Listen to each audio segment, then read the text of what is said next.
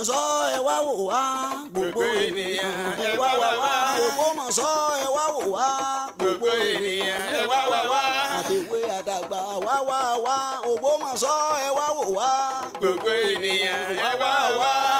Gbogbo ẹ̀yin ọmọ Ògbómọ̀ṣọ́ nílé ní lóko lódò lẹ́yìn ẹ wálé wá tún lè ṣe o àtobìnrin àtẹ̀wé àtàgbà. Ògbómọ̀ṣọ́ la wà ìdákẹ́ ìsúnmọ́ wa ẹ̀jẹ̀ àfọwọ́wẹ́wọ́ ẹ̀jẹ̀ àfinúlùnú ẹ̀jẹ̀ àfọkànlùkàn ẹ̀jẹ̀ àpawọ́ wa kò ní ẹ̀yìn ẹ̀dákẹ́ àsìkò òré tó lórí tẹlẹ́mù ìsúnmọ́ wa gbogbo ẹ̀yin lọ́ba lọ́ba ládéládé gbogbo lóyè lóyè gbogbo ẹ̀yin àgbààgbà gbìyì nílé ní lóko lódò lẹ́yìn odi ẹ sáré tètè wá ẹ̀dákẹ́. Adúpẹ́ lọ́wọ́ Olódùmarè wọn ni ká sáré tètè wá ká wá tún Ògbómọ̀ṣọ́ ṣe ká wá ràn wá lọ́wọ́ ká gbéra wa gòkè àgbà. Ògbómọ̀ṣọ́ la wà òun lè tó Kẹ́hìndé mo kí ọ òye ọmọ dáa fún ààyè eré o àṣẹ wà ní tirẹ̀kẹ́. Ògbómọ̀ṣọ́ la wà òun lè tó tẹ́ ń gbọ́ lọ́wọ́lọ́wọ́ orúkọ mi ní Sọjí Abíọ́jẹ́là ọjọ́ òní yàtọ̀ ẹ̀rín mọ́ bá wọlé kékeré ọdẹ àgbọ̀ ọdẹ ń bẹ́ńlẹ̀ agbára treasure ń bẹ́ńlẹ̀ agbára olówàndé kámẹ́rà. Adúpẹ́ dúpẹ́ lọ́wọ́ gbogbo ẹ̀yin tẹ́ ń gbọ́ wa káàkiri àti tó fi dé òkè òkun. Adúpẹ́ ìwájú bá láàmú lọ àní dèrò ẹ̀yìn o.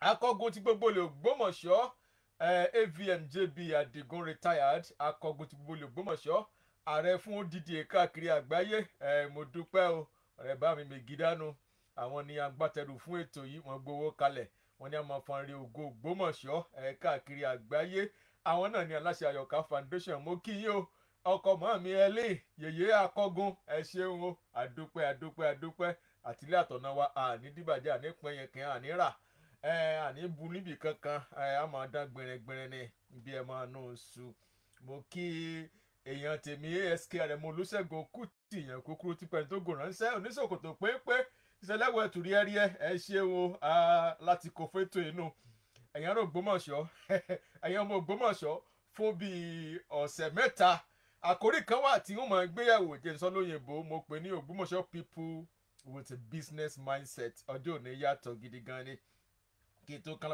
lu agbami ètò ọlọ́jọ́ bíi tòní ọjọ́ 17 oṣù kẹjọ lọ́jọ́ bíi tiwọn bá mi Joshua Àkànjí John Oyèwọlé ojúlówó ọmọ Ògbómọ̀ṣọ́ ni wọ́n pawó orí wálé látòkè òkun àdúpẹ́ o. Arsenal rán mi iṣẹ́ kan ẹ̀jẹ̀ sáré jẹ́ iṣẹ́ yẹn dáadáa fún wa ẹnjìníà sí òsì ṣé jáde ń jáde kí n sọ̀rọ̀ òkè o ṣeun Arsenal rán mi níṣẹ́ kan sí wa kí n sáré jíṣẹ́ yẹn wọ́n ní kí àwọn èèyàn wọ̀nyí tí wọ́n ṣe àtìlẹ́yìn fún àwọn ní ti ọ̀rọ̀ ti convention wọn tí wọ́n ṣe kọjá kábíyèsí ẹ̀yin wọn ní kọ́kọ́ kí o wọ́n lẹ ṣeun o bá mi Gandhi Orúmọgẹ́gẹ́ kẹta ẹ ṣeun o bá mi ọmọọba Akin Ọládélé David náà ní kí n kéye Honourable Commissioner of Information Prince Dọ̀tun Oyèládé Arsenal ní kí n kéye lábẹ́ ààrẹ wọn Dr. Samson Adéwálé Adégòkè wọ́n kà á pé ní Mègídá wọ́n ní kí n kéye Rear Admiral Jacob Adékúnlé retired wọ́n ní kí n kí o Air Vice Marshal JB Adigun retired akọgun of Ògbómọ̀ṣọ́ land àwọn Arsenal ní kí n kí yín wọ́n dìde kí wọn látọ̀hún gan-an ni wọ́n fi kíni ránṣẹ́ mọ́ọ̀mí Bámẹ́kẹ́ Honourable Múlíkà Àkàndé wọ́n ní kí n kí yín fún ìnáwó náírà yín àti ọ̀rọ̀ àtìlẹ́yìn tẹ́ fún àwọn ní Sunday tó kọjá mo gbàlejò kan wá wọ́n ní kí n bá wọn fi ìkéde yìí léde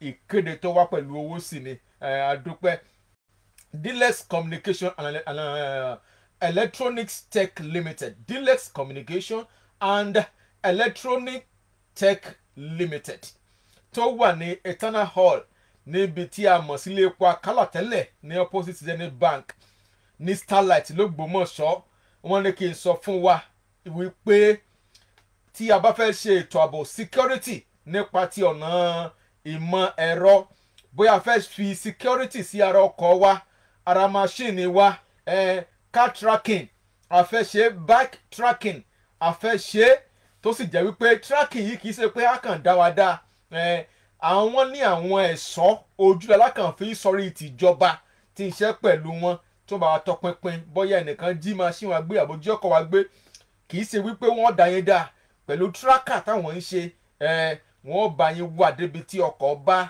sọlẹ̀ sí tí wọ́n sì wú jáde. Dilex Communication ló ń ṣe yẹn. Wọ́n ń ṣe tracker fún èèyàn náà ọmọ òní jí mọ́ wá gbé o, wọ́n jẹ́ nìkan gbé àwọn akáàkiri. Dilex ń ṣe tracker tracker fún yàn ibi máa wà wọ́n wà kàn. Wọ́n ń ṣe security fún ilé, bẹ́ẹ̀ ni à ń pè yẹn ní alert and alarm system. Wọ́n ṣe fún àwọn iléeṣẹ́, wọ́n ṣe fún oko ẹja, wọ́n ṣe fún oko cashew wa. Bẹ́ẹ̀ pẹ̀lú Dilex ń ṣe solar power fún àwọn èèyàn. Rí i pé iṣẹ́ tó ń ṣe ó pọ̀ gidi gan. Eternal Oil ilé epo Akala tí ó dojúkọ Zenith Bank, ibẹ̀ ni wọ́n wà, ibẹ̀ ni wọ́n wà. Ẹ jẹ́ kí n pe nọ́mbà wọn jáde, ibẹ̀ ni wọ́n wà. Lọ́wọ́lọ́wọ́ báyìí wọ́n ń ṣe vocation fún àwọn student wa tó jẹ́ wípé wọ́n wà ní holiday. Iṣẹ́ 5 ni wọ́n sì ń kọ́ wọn, ní Dilex ń kọ́ wọn. Basic electronics wọ́n ń kọ́ wọn, bẹ́ẹ̀ pẹ̀lú electronics communication Dilex ń kọ́ wọn, bẹ́ẹ̀ pẹ̀lú electrical installation araṣẹ́ wọn ni electronic security pẹ̀lú phone and computer engineering. Dilex yìí ṣe gbogbo tí mo kà kalẹ̀ yìí. Ẹ̀yin akẹ́kọ̀ọ́ tẹ́ wà ń lé ẹ lọ kọ́ iṣẹ́ wọ̀nyí. Eternal Oil ilé epo Akala ní àdójúkọ Zenith Bank, ibẹ̀ ni kí ẹ tètè lọ, àsìkò tí ń lọ. Nọ́mbà Dilex gangan mo fẹ́ pè yìí 08033661903 08033661903 08033661903. Ẹ jẹ́ ká mú àǹfààní yẹn lò. Jẹ́ kí n fi yún sí ẹgbẹ́ kan, jẹ́ fi yún sẹ́gbẹ́ kan torí pé Dilex ṣe oore ńlá fún Ògbómọ̀ṣọ́. Bẹ́ẹ̀ ni nípa ètò ààbò àdúpẹ́. Ojúlówó olólùfẹ́ ọmọlẹ́yìn Akala ni wọ́n, ló jẹ́ kí n fi yún kí n fi bu ọlá fún wọn nípa orí ọ̀fẹ́ Ọlọ́run. Tọ́ lónìí ilé agbára mọ́mí ẹ bá ń kíra lékèrè lórúkọ yín, ẹ súnmọ́ microphone yìí. Akínọlá Olúfúnmikẹ́. Akínọlá Olúfúnmikẹ́ lórúkọ yín àbẹ́, láti ibo lẹ ti wá o? Láti ìlú Òkò lẹ́gbẹ̀ẹ́ Ògbómọ̀ṣọ́. Ìlú Òkò lẹ́gbẹ̀ẹ́ Ògbómọ̀ṣọ́, Okoresi ọmọ Wòyírà lẹ ti wá. Iṣẹ́ wo lẹ̀yin yàn láàyò? Iṣẹ́ ìṣebẹ̀ irú. Ìṣebẹ̀ irú bẹ́ẹ̀ nìkan ṣe gbọ́n lé Orísọjí ò tiẹ̀ rétò ṣe mọ́, òru ló tún gbé wá. Mo sọ fún yín pé Ògbómọ̀ṣọ́ people with business mindset, àwọn ọmọ Ògbómọ̀ṣọ́ pẹ̀lú ọkàn ìṣòwò ìlàfẹ́ gbé ẹ̀wò fún ọ̀sẹ̀ 3. Àyàngbádé mo rọ́wọ́ rẹ, Ọ̀pẹ́yẹmí Ọláyínká Isaac òṣè mo rọ́wọ́ rẹ. Irú là gbé wá lọ́jọ́ tòní. Mọ́mí kí lè bá a sọ fún àwọn tó wà nílé wípé irú yìí ṣerú lásán, ibo ni irú yín ti dé? Ó ti dé UK. Jésù mo ké pọ̀. Irú yín ti dé United Kingdom, ìlú ọba lọ́hùn lọ́dọ̀ ẹ̀sọ́ ibo ló tún ti dé? Ó ti dé Ivory Coast. Ivory Coast. Ó ti dé Togo. Togo. Ó ti dé Èkó. Èkó. Ìbàdàn. So ó túmọ̀ sí pé irú tí kìí ṣe irú abẹ́lé. Rárá o. Kìí ṣe irú abẹ́lé. Kìí ṣe irú abẹ́lé. Irú yìí ṣe irú abẹ́lé. Irú lẹ́yìn ṣe ń gbólẹ̀ bẹ̀rẹ̀ sí ṣerú. Mo bẹ̀rẹ̀ sí ní ṣerú ní nǹkan bí ọdún 5 sísìn. Ọdún 5 sẹ́yìn. Kí ló tí ì débi iṣẹ́ irú ṣíṣe? Nígbà tí àgbà ti dé. Àgbà ti dé, ok. Iṣẹ́ àròbọ̀ mo ń ṣe, mo máa ń lọ sílẹ̀ Àjàpá. Mo wá rí i pé àti mọ́ gán ọkọ̀ káàkiri kí kúkú padà sí iṣẹ́ mọ̀mọ́ mi tí mo gbọ́dọ̀ ẹ̀. Lẹ wá jókòó ti iṣẹ́ ẹrú àbí? Bẹ́ẹ̀ ni. Bí ọdún 5 sẹ́yìn. Ṣé iṣẹ́ ẹrú yìí pé yín? Ó pé mi o. Kí ni ẹ ti fowó òru ṣe? Ọmọ ẹ bá ń gbé kámẹ́rà sí ojú irú nǹkan èèyàn rí torí irú yìí ọ̀tọ̀ ni o. Mo ti fi tọ́mọ. Ẹ ti fi tọ́mọ, o sì bá wọn. Mo sì ń kọ́lé. Lórí irú yìí àbí? Ẹ̀yin tẹ́ ń wò mí ní Facebook live, Sọjí Abíọ́jẹ́là ní kẹ́ ti wò ó. Irú ni wọ́n pákéjì tẹ́ ń wò ó, korún ó. O ṣe jáde ta, pull out. Padà sójú akáyémọ́ rojú tiwa náà. Padà jẹ́ káyọ̀ rojú wa treasure, ó ṣe ọlọ́run wò ọ́. Ẹ ti fi kọ́mọ, ẹ ti fi tọ́ ọmọ bẹ́ẹ̀ni ẹ ti fi kọ́ ilé bẹ́ẹ̀ni. báwo ni irú tí ń ṣe yàtọ̀ sí àwọn irú míì tí ń bẹ́ ń gbòòrò tí ń rùn. ìdí tó fi yàtọ̀ ni pé mi ì ṣe nílànà àwọn ìyá wa mọ́ mo tún modernize ẹ̀ mo tún rò wípé kó lè wà hygienic mo tún ṣe. kó lè wà hygienic sí lọ́nà tíjọ́ mọ́ ẹ wá fi ọ̀nà ìgbàlódé ni mo fi ẹ fi kún ní ò jẹ́ kó máa rùn àbí bẹ́ẹ̀ni ní ò jẹ́ kó máa rùn. bẹ́ẹ̀ni. báwo ni irú yín ṣe ń jáde sókè òkun. àwọn ọ̀rẹ́ mi tí àwọn ọmọ wọn bímọ tí wọ́n bá lọ òkè òkun. àwọn ọ̀rẹ́ yóò rú tí àwọn ọmọ wọn bímọ lókè òkun tí wọ́n lọ ń kí àwọn ọmọ wọn. àwọn ọmọ wọn wọn ò gbé dání. wọn ò gbé lọ́wọ́. àwọn náà sì mọ̀ ń pè nígbà míì. irú yín gùn bàálù nù o. ààrẹ Ògbómọ̀ṣọ́ Owódé mọ̀ ń gbọ́ yín. àwọn míì sì mọ ọ́dà fún un. láti ọ̀hún. láti ọ̀hún. wọn ò pè ilé. wọn ò pè ilé wípé kí n sẹ́ndì irú. màá sì sẹ́ndì ẹ̀ sí wọn. ẹ sẹ́ndì ẹ̀ sí wọn. ẹni tó bá wálé yóò bá wọn gbé lọ. kálẹ̀ nìkan bá ń bọ̀ ẹ gbé fẹ́ ni kí bá ń gbé fún lágbájá o. ti Ivory Coast nǹkan bò ní ṣe ń lọ Ivory Coast. àti Ivory Coast ọkọ̀ wà ní Èjìgbò. òkè bẹ́ẹ̀ ni. tí wọ́n bá ti sẹ́ndì ẹ̀ sẹ́yìn àwọn èèyàn wọn wípé àwọn nídìí irú. irú yóò kò. wọ́n á dẹ̀ sọ fún mi màá sì prepare rẹ̀ màá lọ kó fún wọn àwọn ni wọ́n gbé lọ sí di ọkọ̀ tí wọ́n fi send ẹ̀ out. bó o lẹ ṣe ń páàkì irú tiyín.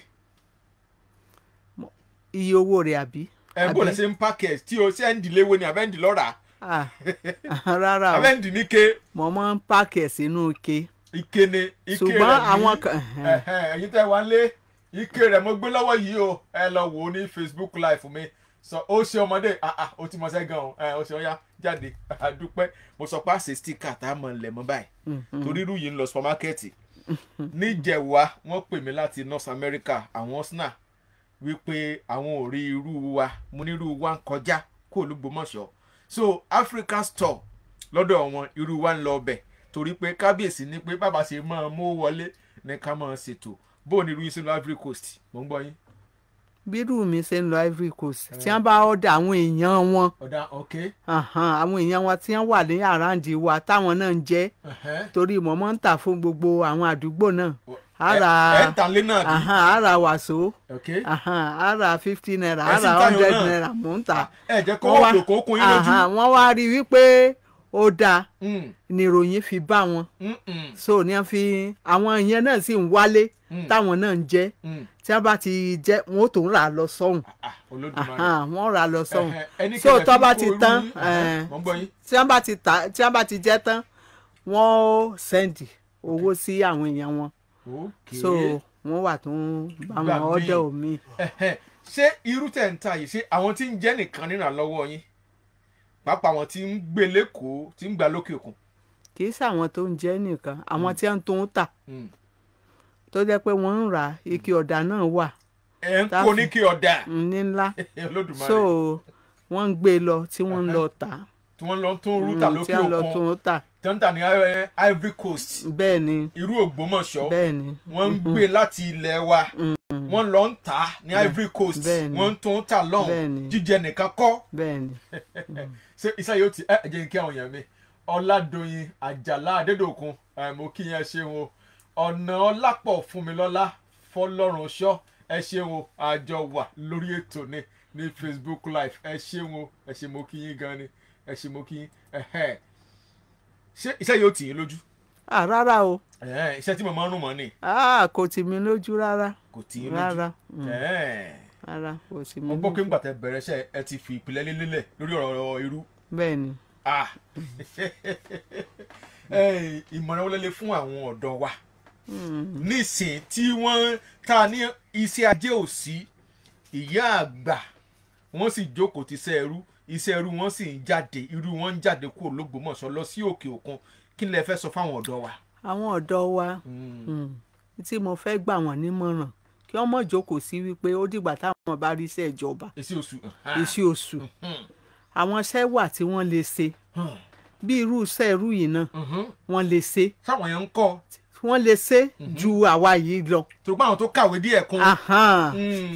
wọ́n lè ṣe kò síbi tí irú wọn ò lè dé tí a bá ti mọ̀ ṣe tí a bá ti fojú sí i àwọn iṣẹ́ kéékèèké tí a ń fojú rẹ́ náà àwọn iṣẹ́ ìyá wa wọ́n lè ṣe tí wọ́n sì fi jéèyàn tí wọ́n fi jéèyàn. so ẹ̀ ń fáwọn ọ̀dọ́ nímọ̀ràn náà àbí wípé kí wọ́n wá kọ́ àwọn iṣẹ́ kéékèèké wọ̀nyí iṣẹ́ ńlá tiẹ̀ ní iṣẹ́ kéékèèké kọ́ wọ́n jà tán ara jẹ iṣẹ́ ńlá ni iṣẹ́ kéékèèké kọ́ ọmọ yòórù lèmi náà. Sincerely, I like this woman. Oh, I am proud of my town. Okorese ọmọ Wòyíra. Àwọn èèyàn wa ló kó nu. Ọlọ́run ní mi lò. Ayọ̀délé. Ẹ ṣé o. Ẹ mọ́ tí ìpè yóò rú ẹ dákun ẹ jẹ́ n parí ètò. Ẹ mọ́ tí ìpè yóò rú. Èmi lẹ́sẹ̀ ẹ̀sìn máa ń pè. Torí mo lónìí mo ti di contractor yóò rú báyìí o. Pé kí àwọn ọ̀dọ́ wa kán má fojú rẹ̀ náà rúṣẹ́ báyìí. Bẹ́ẹ̀ni. Ẹ ti sọ fún mi lẹ́ẹ̀kan wípé ọ̀nà ayé òde òní lẹ fi kún tí ò fi máa rùn. Bẹ́ẹ̀ni. Ṣé kò sígbà kankan tí wọ́n ti complain nípasẹ̀ yín pé irú yín ní wàhálà? n tí rẹ ní kankan tó complain. Olódùmarè. n tí rẹ ní kankan tó complain. ìgbà tí ọmọ yín Àánú tọrọ wá fún wa lọ́fíìsì ló jẹ́ kí n pè yín pé mo fẹ́ gbà yín lálejò. Ìgbà tí mo gbedele irú yìí ló bí ọ̀sẹ̀ kan àbí méjì nílé wa kò pààrọ̀ kọ́lọ̀ kò sì yọ̀dín a sì fi yọ̀ sí kò yọ̀ kò pààrọ̀ àwọ̀ a sì fi yọ̀ sí nǹkan mẹ́gbẹ́ ni kí là sí rí ibẹ̀ kò rùn ìyàwó mi ní gba arúgbó. àṣírí ibẹ̀ náà ni wípé kéèyàn sá ti ṣe dáadáa. Kò ṣe dáadáa. Kò ṣe dáadáa. Kò ṣe bó ṣe yẹ kó ṣe. Iyọ̀ tó fún àti fi sí. tó fún. ẹ̀yin gan tó fi sí fúnra yín. àti fi sí fúnra ra wa. àti fi sí fúnra ra wa. tó fún. tí ó gbé di ìgbà tó yẹ. tí ó gbé di ìgbà tó yẹ. àti fi sí fúnra ra wa. ẹ ti fi sí. irú tí yóò lò tó oṣù mélòó kó tó níyọnu. kì í níyọnu o. Jésù. ọkàn lè mọ gbẹ síbẹ̀ ó lè mọ mẹ́gbẹ síbẹ̀. yóò mọ mẹ́gbẹ ni. yóò mọ mẹ́gbẹ síbẹ̀. kò ní níyọnu kankan. kì í níyọnu kò sì ní rùn. àmọ́ ti ra àwọn orúkọ tó jẹ́ pé owó tá a fi rà ká ìjà sọ́nà ni o lẹ́yìn ìjọ mẹ́ta yóò ti máa yọ̀ọ̀dẹ kódà kẹ́ fi yọ̀pọ̀ jù bẹ́ẹ̀ lọ kẹ́ máa bu ìyẹnu mọ́rú báyìí ẹ̀ tuntun ìdè fọ̀kú ń bẹ̀ torí pé àwọn òpétọ̀ irú wọn ẹja fọ̀dẹ́ ká fi irú ṣe bẹ̀ àṣà jẹ́ bẹ́ẹ̀ ẹni irú tí yẹn yí ọ̀dẹ àbí. ẹ̀yìn tí gbọ́. ẹ gbọ́ yóò mọ mẹ́gbẹ́ ni. yóò mọ mẹ́gbẹ́ ni. o lè lọ ọdún kan lé. ó lè lò ó. ó lè lò ó. ó lè lò ó. ṣé àwọn kétra ń kàn sí yín. èmi gangan kétra ni mí. abalajọ yín. mi kàn lọ sí ọ̀nà bẹ́ẹ̀. ok ẹ lọ ẹ̀kọ́ kétra bí. Nigeria Hotel and Catering School.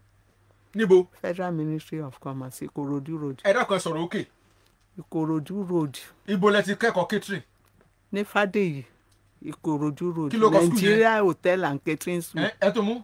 Nigeria Hotel and Catering School. and Catering School. ẹ lọ kọ́ ẹ̀kọ́ nípa hotel and catering. bẹ́ẹ̀ni. ní ibo lẹ pè lẹ́kọ̀ọ́. ní Fàdèyí Ìkòròdú road. Ìkòròdú road. àdúgbò ọ̀rẹ́ mi nu kúyè sanwó. ẹ dídì lọ kọ́ ẹ̀kọ́ níbẹ̀ àbí. bẹ́ẹ̀ni. ẹ sì gbàgbé ẹ̀rí. bẹ́ẹ̀ni. ṣé kèsì ìmọ̀ yẹn lẹ fi kún ti irú yìí. rárá. mo ti tún yí sí ibòmí. ìmọ̀ yẹn. ó wà láyé tiẹ̀ lẹ́gbẹ̀ẹ́ kan. ó wà láyé tiẹ̀. so ẹ̀yin iṣẹ́ yẹn bá wà máa ṣe. ẹ ṣe ẹ dákun irú ẹ̀yin tẹ́jẹ́ ìyá wa yìí àjàpá irú catering kí ẹ fẹ́ sọ fáwọn ọ̀dọ́ wa tó jẹ́ pé ọ̀nà kan náà wọ́n yé sọ̀kan wọn ò sì síríọ́sì sọ́nà kan gan. kí wọ́n má fi ọ̀nà kan sọ̀kan o àwọn iṣẹ́ kéékèèké wà téèyàn lè ṣe tí àwọn ọ̀dọ́ wa ń fojú ré náà tí ń fojú ré náà irú yìí gan wọ́n lágbára àti ṣe jù mí lọ. jù ẹ̀yin lọ bẹ́ẹ̀ ni okun bẹ lára wọn. tí wọ́n bá kọ́ tí wọ́n bá mọ̀ ṣe iṣẹ́ tó lè gbé wọn ga tó lè gbé wọn. tí ó sọ wọn di ńlá tí ó sọ wọn di ńlá ni tí ó sọ wọn di ńlá.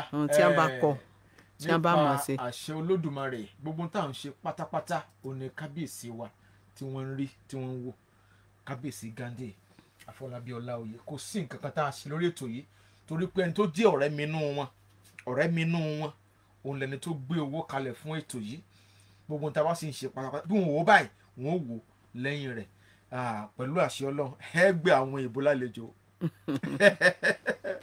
kí mo sọ ẹ gba ìbò lálejò à ń bọ̀ àti documentary ló kò lé o à ń kó àwọn òyìnbó bọ̀ ní December àwọn èèyàn ń bọ̀ látòkè òkun mo sọ pé àṣẹ sticker tá a lẹ̀ mọ́ irú yìí pẹ̀lú nọ́mbà yín tí máa ti ń jáde kúò nílùú tiwa a fẹ́ kàn mọ̀ pé irú Ògbómọ̀ṣọ́ lélẹ́yìí o ká má sọ ló kọ sẹ́nìkan kan ò tí ì forúkọ yín lu jìbìtì rí kàn pẹ̀lú Ìlọrin ní irú yín rárá kò ṣẹlẹ̀ kò sí ní ṣẹlẹ̀ ẹ̀ ń bá lóun ó ṣe yọ kàn àbùkù ni yọ kàn dín nínú yọ yọ kàn ìdín nínú yọ mo fẹ́ káwọn tó wà nílé kan bí yín béèrè kan bí yín ní ìbéèrè ẹ̀yin tẹ́ wà nílé ojú òpó ọ̀dọ̀ mi mo fẹ́ kẹ́ ẹ pè sí ojú òpó ọ̀dọ̀ mi mo fẹ́ kẹ́ ẹ pè sí torí pé inú mi dùn gbà tí mo gbọ́ pé irú mọ̀mọ́ yìí ń lọ sókè òkun in fact mọ̀mọ́ mo ti fi ọ̀rọ̀ yín lé àdúrà níṣòro kan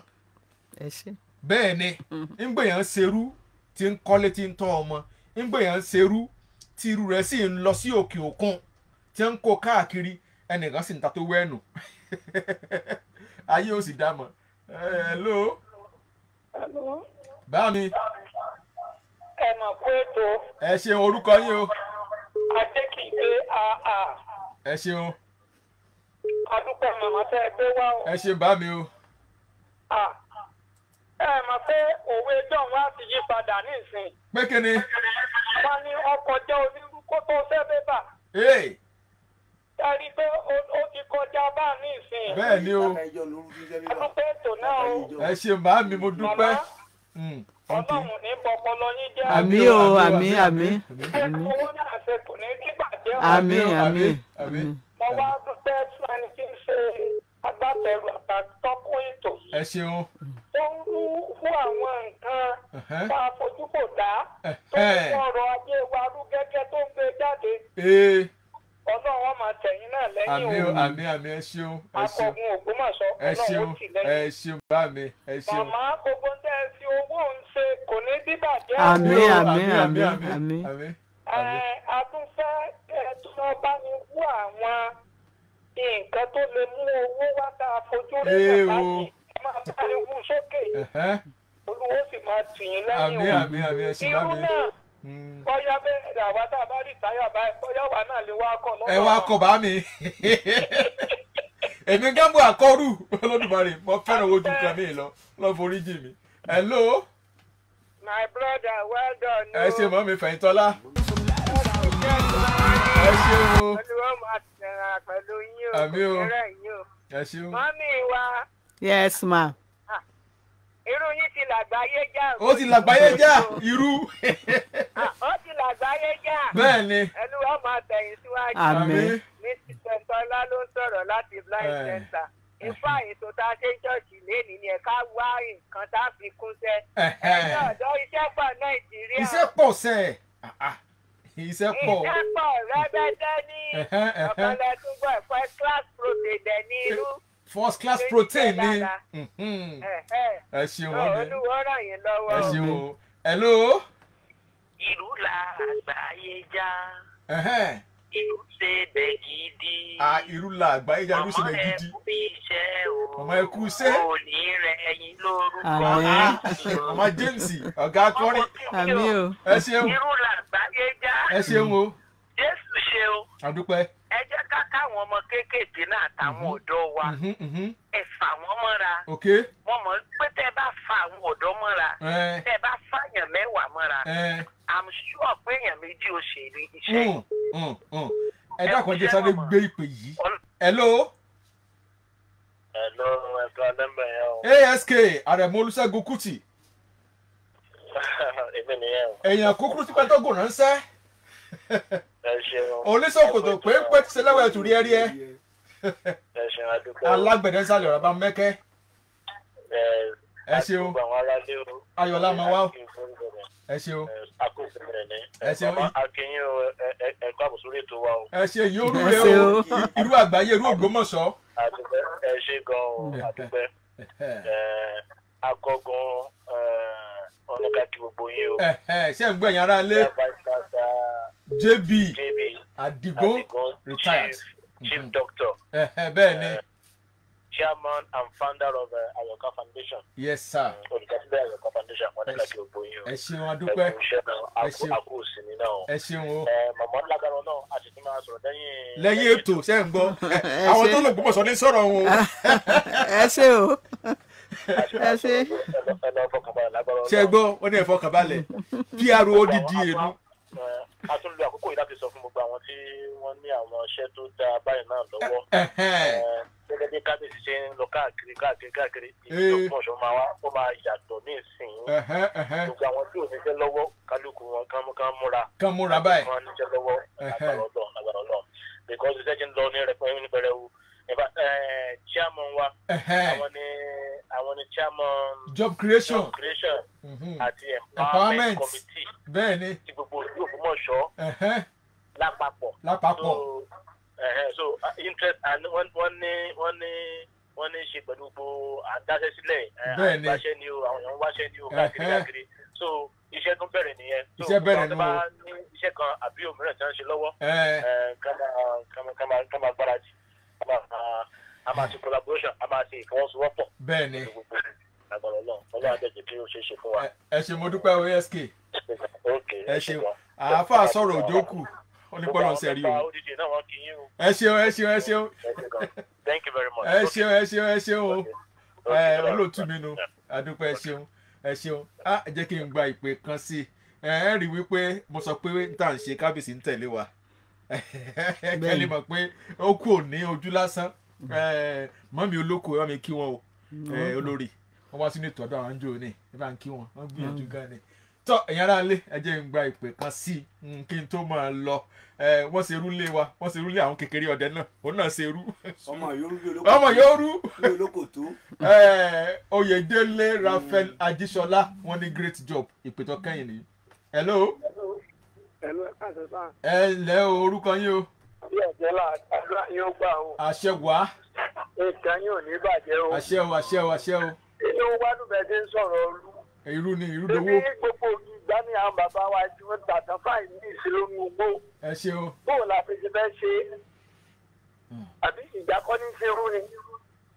Ìyá ni. Wọ́n ní igi ìgbà ní ṣe rú. Igi ìgbà ni. Ṣé láwọn tí ń gé igi ìgbà wọn? Gbogbo ìgbà ni wọ́n ti gé tọ́nà. Ìgbà yóò ní bàjẹ́. Ṣé ẹ rí àwọn tí ń gé igi ìgbà? Ẹni sùúrù olóòtú ẹni sùúrù. Wọ́n ń gbọ́ yín. Ẹbẹ́ yìí lẹ́bí wa ẹni sùúrù àwọn ọmọ yín. Ẹ máa gbọ́rọ̀ àwọn ọmọ kékeré yín náà. Ọ̀ya. Ọmọ mẹ́la ní sọ̀rọ̀. Dúpẹ́. Gbogbo igi ìgbà tí ń bẹ ń gbó. Ṣé bẹ́ẹ̀ ni ẹgbẹ́ bá gégé bá gégé ń gbogbo àpépà rò. Ebi lórí èso igi ìgbà yìí ni àwọn ọmọ wa ti ń ṣerú. Ṣé ìgbà gbogbo ẹ bá jẹ́ kálukú kí la fẹ́ ti ṣerú? Ẹ wo orun làákà ìta àmọ́mọ́ ìmú wa. Àwọn dókítà gbẹ̀gbọ́n fún ọ sí pé irú gbà láti máa jẹ. Bẹ́ẹ̀ni o. Ẹgbẹ́ bá gé ìgbà kálukú níṣẹ́ wá wọ náà báyìí. Ẹ dákun má bínú bá mi ẹ lè pè mí lẹ́yìn ètò àsìkò ti lọ èmi sì irúfin ẹ dákun ẹ lè pè mí lẹ́yìn ètò ẹ lè pè mí lẹ́yìn ètò orúkọ mi Sọjí Abíọ́jẹ́lá ọmọ mo kí orúkọ yín lẹ́ẹ̀kan sí ilé tó lọ. Akínọlá Olúfúnmikẹ́. Akínọlá Olúfúnmikẹ́ ìyọ̀nrú Ògbómọ̀ṣọ́ láti ìlú Òkò irú wọn rèé o irú tó la àgbáyé já ìrúdòwò ìrúdọ̀là ló jẹ́ ìwà dúpẹ́ o ìrúdòwò ìrúdọ̀là ló jẹ́ ìwà dúpẹ́. Akọgun tìlú Ògbómọ̀ṣọ́ mo kí yẹn sí o ASK mo kí yín o kábíyèsí mo kí yín o ó dijọ́ mẹ́jọ o àlàáfíà fúnlé Ògbómọ̀ṣọ́. ẹ wá wò wá gbogbo ènìyàn ẹ wá wá wá Ògbómọ̀ṣọ́ ẹ wá wò wá gbogbo ènìyàn ẹ wá wá wá àdèwé àdàgbà wá wá wá Ògbómọ̀ṣọ́ ẹ wá wò wá gbogbo ènìyàn.